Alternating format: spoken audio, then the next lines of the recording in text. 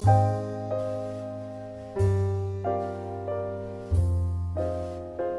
Hey guys RC টিউটৰিয়েললৈ আপোনাক সকলোকে পুনৰবাৰ স্বাগতম জনাইছোঁ। আজি এটা নতুন টপিকৰ ওপৰত আমি এটা নতুন ভিডিঅ' লৈ আহিছোঁ। আজিৰ ভিডিঅ'টো এটা বহুত ডাঙৰ টপিক, গতিকে ইয়াৰ ওপৰত আমি সৰু সৰু পাৰ্ট কৰি পেলাই আমি কেইবাটা পাৰ্টত আমি বনাম।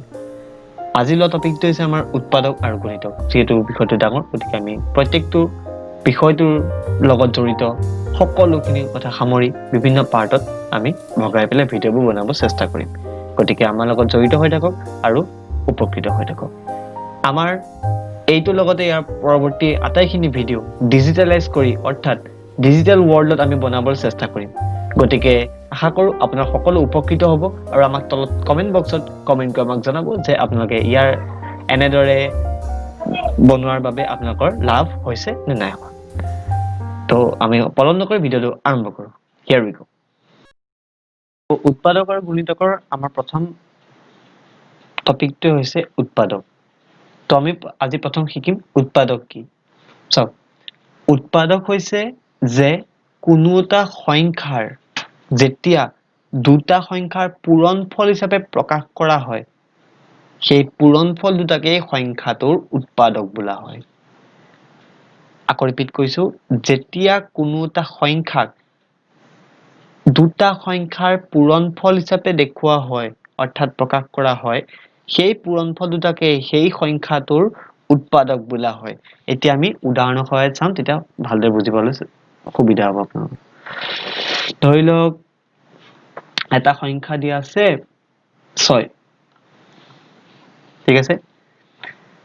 তো 6 উৎপাদক যেতিয়া আমাক প্ৰশ্ন উলিয়াবলৈ দিব, তাৰ অৰ্থটো হৈছে যে আমি এই 6ক এনেকুৱা দুটা সংখ্যাৰ পূৰণফলত প্ৰকাশ কৰিব লাগিব, যি দুটা সংখ্যা পূৰণ কৰিলে উত্তৰ সদায় আমাৰ 6 ওলাব। ঠিক আছে। এতিয়া আমি চাম কেনেকে। চাওক, 6ক আমাৰ কাম হৈছে যে 6ক দুটা সংখ্যা পূৰণফল হিচাপে প্ৰকাশ কৰিব লাগে আৰু যিটো উত্তৰ ওলাব 6। ঠিক আছে। তো আমি কি পাব? প্ৰথম সদায় মনত ৰাখিব, সৰুৰ পৰা ট্ৰাই কৰিব। তো 1 লগত কি পূৰণ কৰিলে 6 ওলাব। 1 পূৰণ 6। এই দুটা সংখ্যা পূৰণফল 6 হিচাপে উলিয়াব পাৰোঁ। নেক্সট আৰু ওলাবনে? ওলাব পাৰে, চাওঁ। নেক্সট 1ৰ পিছত 2। চাওক, মিক্স কৰি অগা পিছা কৰি পেলাই উলিওৱাতকৈ উৎপাদক উলিওৱাৰ বেষ্ট ট্ৰিকটো হৈছে যে দুটা সংখ্যা পূৰণফল হিচাপে উৎপাদকটো প্ৰকাশ কৰিব লাগে আৰু সদায় যিটো প্ৰথম সংখ্যা পাতো সেইটো সদায় একাধিক ক্ৰমে ডাঙৰ কৰি যাব লাগে। আৰু আপোনালোকে চাব যে উলিওৱাৰ পিছত দেখিবই যে যিটো পিছৰ সংখ্যা, অৰ্থাৎ দুটা সংখ্যাৰ প্ৰথম সংখ্যাটো এটা এটাকে পাতি যাব লাগে আৰু একাধিক ক্ৰমে চাব লাগে। অৰ্থাৎ 1 পূৰণ 6 গৈ পেলাই 6 যেনেকৈ পাইছোঁ, নেক্সট 6 কাৰণে কি পাম পাৰোঁ? 2 পূৰণ 3।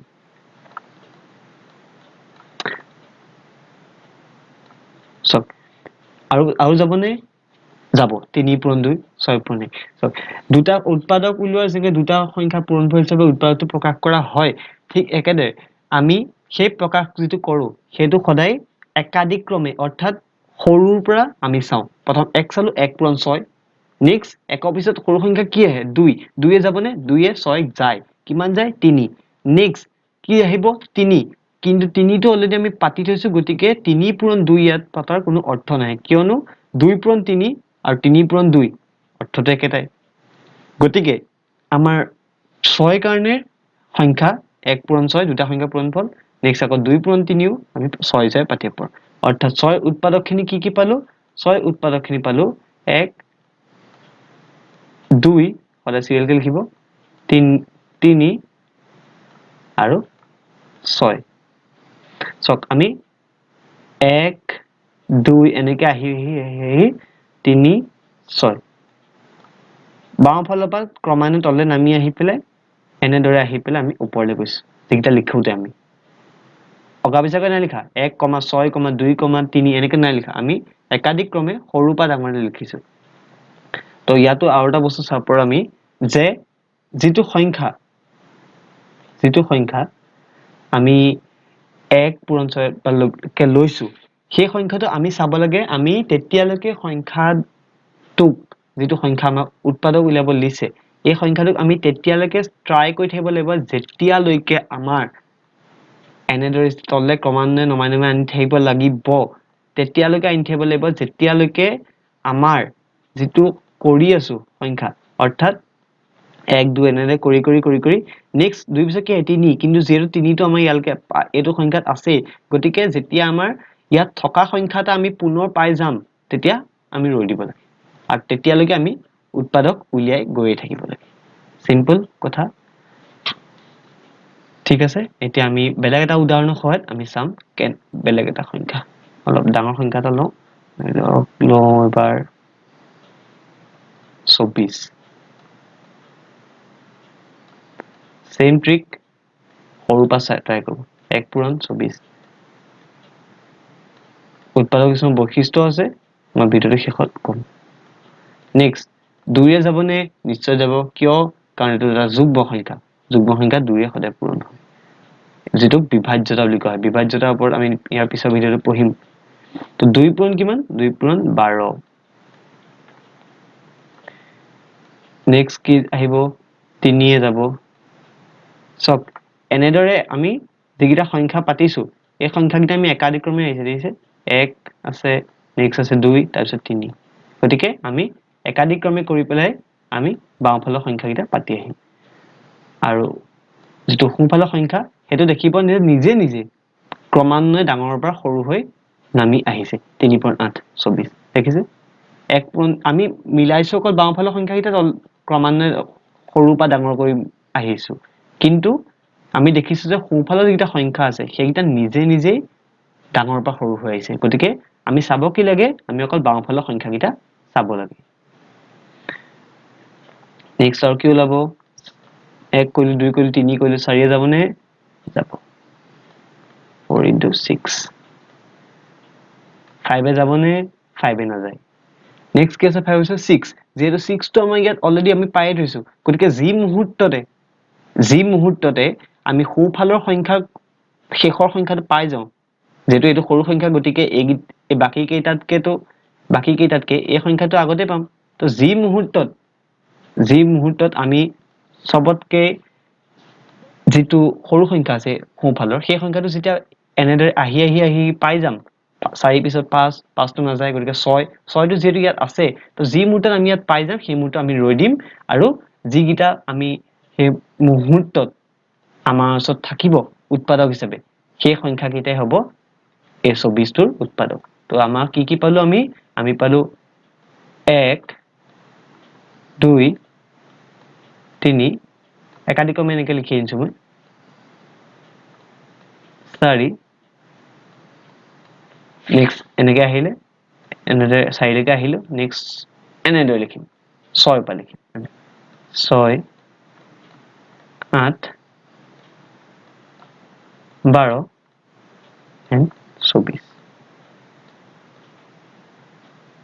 তো এনেদৰে আমি যিকোনো এটা সংখ্যাৰে আমি উৎপাদক উলিয়াব পাৰো উৎপাদক উলিয়াবলৈ আমাৰ এটাই কাম যে আমি সংখ্যাটোক যিমান পাৰো সিমান দুটা সংখ্যাৰ পূৰণফল হিচাপে প্ৰকাশ কৰি গৈ থাকিম আৰু শেষত আমি যিকেইটা সংখ্যা পাম সেই আটাইকেইটা সংখ্যা আমি লিখি দিম আৰু সেইটোৱে বনি গ'ল আমাৰ সেই সংখ্যাটোৰ উৎপাদক ক্লিয়াৰ ইয়াত যদি 24 বদলি যদি 16 থাকিল হয় সৰি হালধীয়া কৰিলে দেখা সুবিধা হৈছে যদি 16 থাকিল হয় তেতিয়াও 16ৰ কাৰণে উলিয়াবলগীয়া হ'লতেন সংখ্যাকিটা একে যিমান সংখ্যা দিয়ক সকলোৰে বাবে আমি উৎপাদক এনেদৰে উলিয়াব পাৰো কেনেদৰে উলিয়াম আমি সৰুৰ পৰা ট্ৰাই কৰি গৈ থাকিম যি মুহূৰ্ততে কৰি গৈ থাকিম আৰু এফালে ডাঙৰ পৰা সৰু নিজে হৈ আহি থাকিব আমি জাস্ট সৰুৰ পৰা কৰি গলে হ'ব 1 2 3 যিমান যায় চক নোযোৱাতে আকৌ ইয়াত কৰি লাভ নাই কাৰণ দুটা সংখ্যা যেতিয়া 24 ধৰি লওক 5 টো আমি নাই কৰা ইয়াত কিয় কাৰণ 5ক ইয়াত পূৰণফল হিচাপে প্ৰকাশ কৰিব নোৱাৰি তো যেতিয়া আমি নাযায় সেইটো সংখ্যা আমি পূৰণফল হিচাপে প্ৰকাশ নকৰো তো আমি কৰি আহি থাকিম যি মুহূৰ্ততে আহি থাকোতে আমি সোঁফালৰ সবতছে সৰু সংখ্যাটো পাই যাম সেই মুহূৰ্তত আমি ৰৈ দিম আৰু সেই মুহূৰ্তত ৰৈ পেলাই আমি যিখিনি সংখ্যা মুঠ পালো সেই আটাইখিনি সংখ্যা লিখি দিম আৰু সেইটো হৈছে ইয়াৰ উৎপাদক ক্লিয়াৰ ঠিক আছে তো উৎপাদকৰ কিছুমান বৈশিষ্ট্য আছে এতিয়া আমি দেখাম সেই বৈশিষ্ট্যখিনি কি সৰি ইয়াত মই 24 টো মুহাই দিলো পতককে ঠিক আছে উৎপাদকৰ কিছুমান বৈশিষ্ট্য হ'ল যে যিকোনো এটা সংখ্যাৰ পাৰিলে নোট ডাউন কৰি যাব কথাকেইটা যে যিকোনো এটা সংখ্যাৰ যেতিয়া আমি উৎপাদক উলিয়াবলৈ কওঁ তেতিয়া আটাইতকৈ সৰু উৎপাদক 1 সদায় তাত থাকিব অৰ্থাৎ যিকোনো সংখ্যাৰ আটাইতকৈ সৰু উৎপাদকটো হৈছে 1 ক্লিয়াৰ বৈশিষ্ট্য নম্বৰ 2 যিকোনো সংখ্যাৰে আটাইতকৈ ডাঙৰ উৎপাদকটো হৈছে সংখ্যাটো নিজে কিয় 1টো সবচে সৰু উৎপাদক আৰু সংখ্যা নিজে সবচে ডাঙৰ উৎপাদক কিয়নো প্ৰত্যেকটো সংখ্যা 1ৰ লগত সংখ্যাটো নিজে পূৰণ হৈ থাকে আৰু যেহেতু দুটা সংখ্যা পূৰণফল হিচাপে উৎপাদক প্ৰকাশ পায় গতিকে সেই 1 আৰু সেই সংখ্যাটো নিজে সংখ্যাটোৰ উৎপাদক হয় গতিকে 1 যিকোনো এটা সংখ্যাৰে আটাইতকৈ সৰু উৎপাদক আৰু সেই সংখ্যাটোৱে নিজেই নিজৰ আটাইতকৈ ডাঙৰ উৎপাদক হ'ব ক্লিয়াৰ গুড আজিৰ ভিডিঅ'ত ইমানেই আশা কৰোঁ আপোনালোক সকলোৱে ভিডিঅ'টোৰ পৰা উপকৃত হ'ল আমাৰ পৰৱৰ্তী ভিডিঅ' আমি বিভাজ্যতাৰ ওপৰত আলোচনা কৰিম যদি এই ভিডিঅ'টোত উৎপাদকৰ লগত জড়িত কিবা ডাউট থাকে তেনেহ'লে তলত আমাক কমেন্ট কৰি জনাব আমি আপোনালোকৰ প্ৰত্যেকটো কমেন্টৰ আন্ডাৰত ভিডিঅ' বনাই আপোনালোকক বুজাই দিবৰ চেষ্টা কৰিম থ্যাংকস ফৰ ওয়াচিং